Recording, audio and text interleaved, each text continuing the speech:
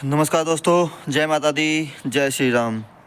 तो दोस्तों, जैसा कि सब आप जानते हो कि मैं आर्मेनिया में हूँ और मैं यहाँ पे लिए आपके लिए नई नई चीज़ें पता करता रहता हूँ।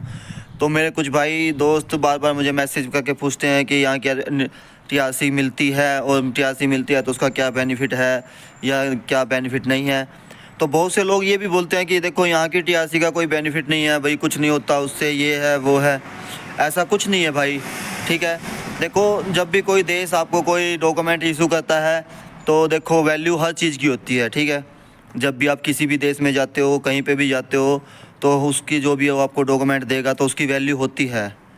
ये नहीं होता कि उसकी कोई वैल्यू नहीं है। अगर उसकी वैल्यू नहीं होती तो वो देश आपको इशू ही क्यों करता, अगर उसकी कोई वैल्यू ही नहीं होती तो, ठीक है। तो दोस्तों, यहाँ की टीआरसी की वैल्यू बहुत है, ठीक है। अगर आप यहाँ की टीआरसी ले लेते हो तो सबसे पहले तो ये हो जाता है कि आप इनके, आपके सीधी भाषा में आपको बताऊँ तो आप इनके आधे सिटीज़न हो गए। टीआरसी मिलने के बाद आप इनके आधे सिटीज़न बन जाते हो, ठीक है। और दूसरी बात, अगर आप टीआरसी ले लेते हो तो आप यहाँ से ईज़िली यूरोप के बहुत से ऐसे देश हैं जिनमें आप ईज़िली जा सकते हो, जिसमें आपको जाने में यहाँ से आराम से वीज़ा मिल जाता है, टूरिस्ट वीज़ा, जो लेके आप इजीली यहाँ से मूव कर सकते हो, ठीक है।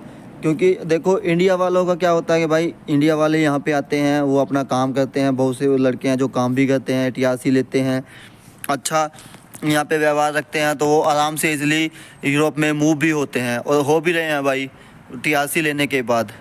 लेकिन बहुत से क्या करते हैं कि यहाँ पे वो बोलते हैं कि इसकी तो कोई वैल्यू नहीं है, ये है वो है। नहीं भाई, ऐसा नहीं है।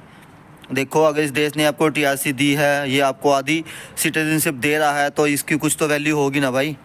ये ऐसा नहीं है कि ये लोग कि जो डॉक्यूमेंट देते हैं या इसका कोई उसमें नाम नहीं आता, कंट्री वीज़ों में इसका कोई नाम नहीं है, वर्ल्ड में इसका कोई जानता नहीं है।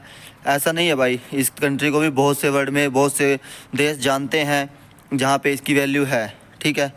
तो भाई यही है कि भाई अगर आपको यहाँ से टीआरसी मिल जाती है तो आप इजीली यूरोप में मूव कर सकते हो। और दूसरा बेनिफिट ये है कि आप इजीली अपने घर आ जा सकते हो। उसके बाद टीआरसी लेने के बाद आपको घर आने जाने में, इंडिया आने जाने में कोई कमी वो नहीं होती। आराम से आप टिकट कराइए और आप जा सकते हो, वापस आ सकते हो यहाँ पर अगर आप आना चाहते हैं, ठीक है। टीआरसी मिलने के बाद टीआरसी के बहुत फ़ायदे हैं भाई। आप सब मैंने आपको 2 फ़ायदे बता दिए। उसके बाद आता है कि आप टीआरसी कैसे ले सकते हो, वो कितने दिन बाद मिलती है। देखो भाई, जब आप टीआरसी अप्लाई करते हो, यहाँ पे आते हो, तो आप यहाँ आने के बाद जो सरकार का प्रोसीजर है वो आपका है 3 मंथ के बाद आप टीआरसी अप्लाई कर सकते हो यहाँ पे आने के बाद, ठीक है।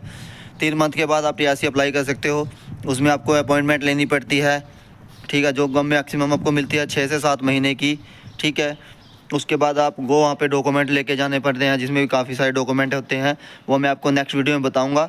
आज तो सिर्फ इतना ही था कि यहाँ की टीआरसी की कितनी वैल्यू है। तो बस यही बताना चाहता था कि भाई देखो, अगर किसी देश ने आपको टीआरसी दी है तो उसकी वैल्यू होती है। ये नहीं होता कि उसकी टीआरसी नहीं की वैल्यू नहीं होती।